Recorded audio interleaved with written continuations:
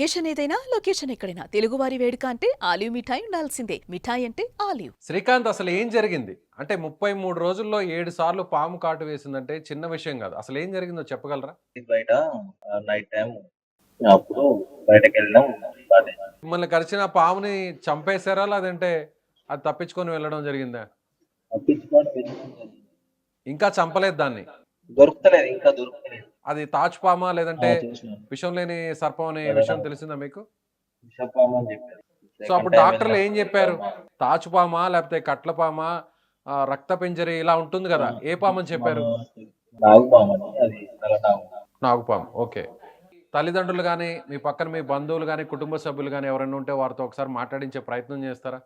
అమ్మ యెస్. ఇప్పుడు శ్రీకాంత్ తల్లి కూడా ఉన్నారు. ఆమెతో కూడా ఒకసారి మాట్లాడే ప్రయత్నం చేద్దాం. అమ్మ ఏంటి? అంటే చిన్నప్పటి నుంచి పాము లాంటివి ఏదన్నా చంపడం గాని, లేదంటే తను పామునేమన్నా తొక్కడం గాని అలాంటిదేమన్నా జరిగిందా? రీసెంట్‌గానే ఇన్సిడెంట్స్ జరుగుతున్నాయా? ఎలాంటిది ఇంతవరకైతే లేదు. ఈ రీసెంట్ గానే ఇప్పుడు ఆ నెలలో 6 సార్లు కాటేసింది. హ్మ్. ఏం తెలుస్తలేదు ఇంక. హ్మ్. అధికారులు ఏమంటున్నారమ్మా? అంటే ఆ పాముని పట్టుకోవడం గాని ఏమన్నా చేసారా? మీకు అక్కడ వెంటనే పాము కాటు వేసిన తర్వాత సాధ్యమైనంత వరకు ఆ పాముని చంపేస్తుంటారు అక్కడ. స్థానికులు గాని, ఎవరన్నా కుటుంబ సభ్యులు గాని, లేదంటే అక్కడ పాములు పట్టేవాళ్ళు కొంతమందుంటారు. లేదంటే వాళ్ళు పట్టుకొని తీసుకొని దూరంగా అడవుల్లో వదిలేస్తుంటారు. అలాంటి ప్రయత్నం ఏమి చేయలేదా? అంటే కాటు వేసిన వెంటనే అది అక్కడి నుంచి తప్పించుకొని వెళ్తుందా? కాటు వేసిన వెంటనే తప్పించుకొని వెళ్తాంది. కనబడతలేదు. నేను వెంటనే పోయినా గాని కనబడతలేదు. అయితే మరి నేను కావలి పోయినా గాని నాకు కనబడలే. కండ్లకు సబ్బు పెట్టుకొని సోమవారం నాడు కళ్ళకు, నెత్తికి సబ్బు పెట్టుకొని స్నానం చేయంగానే ఎడమ కాలుకు పెద్ద నేలకు కాటేసి వెళ్ళింది. నేను హ్మ్. పత్తేర పోయినా. ఇంటికాడ ఎన్ని రోజులు ఉండాలి.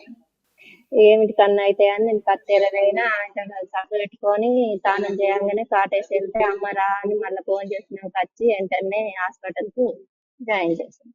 ఇప్పుడు 7 సార్లు కరిచింది విషసర్పమేనమ్మా? అంటే నాగుపామేనా? తాచుపామేనా కరిచింది? నాగమ్మావే. డాక్టర్లు అదే నాగమ్మావే. విషయాన్ని చెప్పారా? నాగుపామనే కన్ఫర్మ్ చేసారా? ఆ! అదే విషయం చెప్పి. ఆ! అంటే అట్లే ఒకే చెప్పారు. ప్లేస్‌లో కాటు వేస్తుందా? అంటే లెఫ్ట్ లెగ్ అంటే ఎడమ చుట్టూ. కాలుకు సంబంధించిన పాదం మీదే కాటు వేస్తుంది అంటున్నారు. అంటే ఒకే భాగం మీద శరీరంలో అది కాటు వేస్తుందా? కాదు. కాదు. హ్మ్. ఓసారి 2 సార్లు పెద్ద నేలకు, ఓసారి పాదం పక్కకు, ఓసారి మడమెకు, ఓసారి గిట్లా ఈ పక్క పైకి.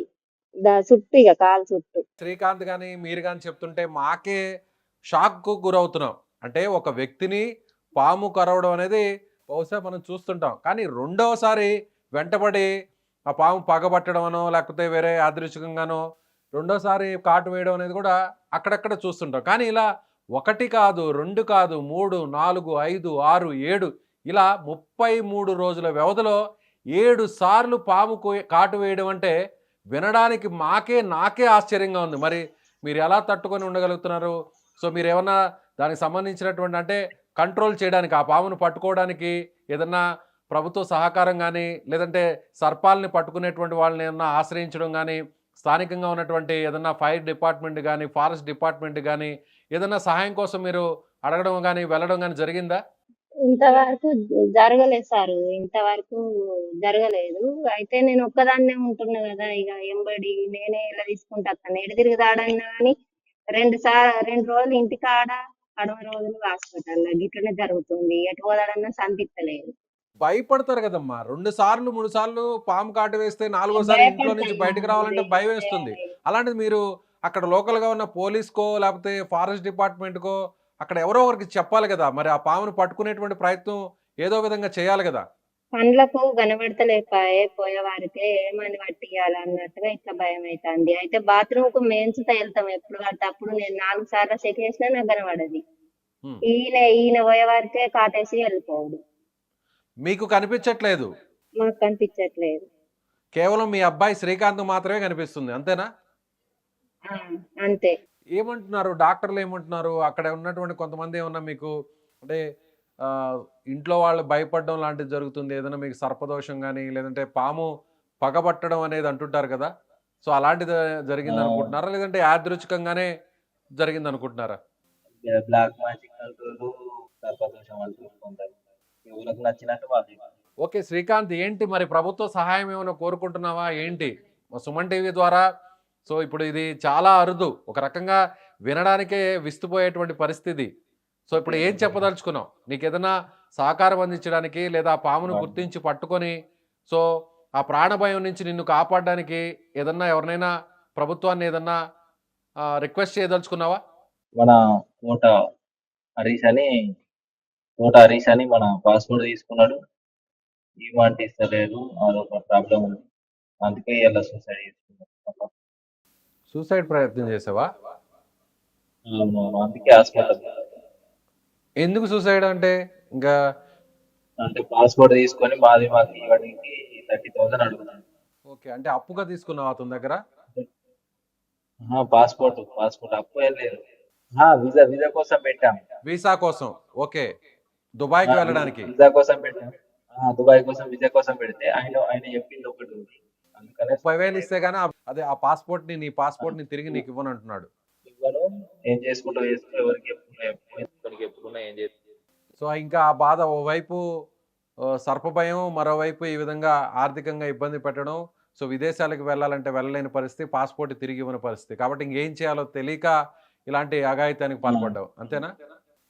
అవును. శ్రీకాంత్, తప్పు అంటే ఆత్మహత్య చేసుకోవడం వల్ల ఎలాంటి ఉపయోగం ఉండదు. ధైర్యంగా ఉండు. ఖచ్చితంగా ఈ వీడియో చూసిన తర్వాత గవర్నమెంట్ రెస్పాండ్ అవుతుంది. అలాగే స్థానికంగా ఉన్నటువంటి అధికారులందరూ కూడా స్పందిస్తారు, నీకు చేయాల్సినటువంటి సహాయాన్ని చేస్తారు. నీ పాస్పోర్ట్ను కూడా తిరిగి ఇప్పించేలాగా స్థానిక పోలీసులు కూడా వెంటనే చర్యలు తీసుకోవాలని సుమన్ టీవీ కోరుతుంది. సో ఖచ్చితంగా నీకు సహాయం చేయడానికి కూడా మేము కూడా ముందుంటాం. అవును సార్, అసలు ఆయన పేరు కూడా చెప్పగలుగుతాం. పాస్పోర్ట్ తీసుకున్న ఆయన పేరు కోట హరీష్. ఓకే, హరీష్ జన్నారం డిస్ట్రిక్ట్ ఆయనది. విలేజ్ వచ్చి వాళ్ళపేట. సో మీ ఊరి పేరు ఒక్కసారి చెప్తావా? మీ జిల్లా, మీ మండలం, ఊరి పేరు ఎక్కడుంటారో ఒకసారి మీరు చెప్తావా? మా డిస్ట్రిక్ట్ జగిత్యాల, గొల్లబెల్లి మండలం, గ్రామం. సరే, నువ్వు అధైర్యపడద్దు, ఎలాంటి దుస్సాహసానికి పాల్పడవద్దు, అఘాయితానికి పాల్పడవద్దు, ధైర్యంగా ఉండాలి. యువకుడివి, ఖచ్చితంగా ఏ సమస్య వచ్చినా కూడా వెంటనే పరిష్కరించుకునే విధంగా ధైర్యంగా ఉండాలి. సో చుట్టుపక్కల నీ కుటుంబం ఉంది, వాళ్ళ సపోర్ట్ కూడా ఉంటుంది, ప్రభుత్వ సపోర్ట్ కూడా ఉంటుంది. చెప్పండి. సర్పంచ్ గారు వెళ్తే మీరేం చేసుకుంటారో చేసుకోండి, పాస్పోర్ట్ సైన్ చేయకముందే సైన్ చేసినట్టు ఫోన్ జిరాక్స్ చేసి సైన్ చేసుకున్నాడు. గ్రామ సర్పంచ్ వెళితే ఏం చేసుకుంటారో చేసుకోండి అని తిరిగి అతను హార్ష్గా సమాధానం ఇచ్చాడు. నువ్వు ర్యాష్గా మాట్లాడు, ఎవరికి సర్పంచ్ అని. ఏం కాదు శ్రీకాంత్, ఖచ్చితంగా ఈ వీడియో చూసిన తర్వాత అధికారులు స్పందిస్తారు. సో నీకు చేయాల్సినటువంటి సహాయం చేసి నీకు ఖచ్చితంగా ధైర్యం ఇచ్చేలా భరోసానిస్తారు. ఎవరైతే నువ్వు చెప్పినట్టుగా నిజంగానే ఎవరైనా మోసం చేసి నీ పాస్పోర్ట్ని తీసుకొని ఈ విధంగా బెదిరిస్తూ నిన్ను ఇబ్బంది పెట్టేటువంటి ప్రయత్నం చేసే వ్యక్తులు ఎవరైనా సరే ఖచ్చితంగా పోలీసులు కూడా చర్యలు తీసుకుంటారు. నువ్వు ఏ మాత్రం అధైర్యపడొద్దు. ఖచ్చితంగా నీకు తిరిగి మామూలు రోజులు వస్తాయి. మామూలు ధైర్యంగా ఉండి నీ పని నువ్వు చేసుకునే విధంగా అన్ని రకాల సపోర్ట్ నీకు దొరుకుతుందని ఖచ్చితంగా సుమన్ టీవీ కూడా ఆశిస్తుంది. సో శ్రీకాంత్ దగ్గర బలవంతంగా ఇంత దారుణంగా ఒక సర్పం వెంటబడి పాము 7 సార్లు 33 రోజుల్లో కాటు వేసింది.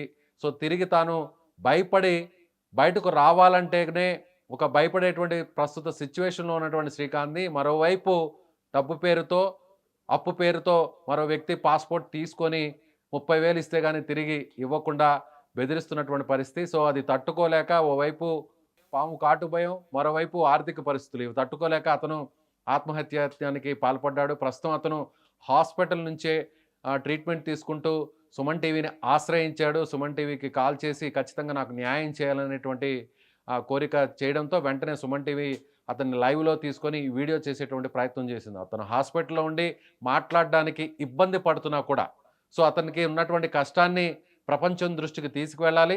అధికారుల వరకు వెళ్ళేంత వరకు కూడా ఈ వీడియోని మీరు షేర్ చేయండి, ఖచ్చితంగా కామెంట్ చేయండి. శ్రీకాంత్కి న్యాయం జరిగేంత వరకు కూడా మీ వంతుగా సహకరించండి.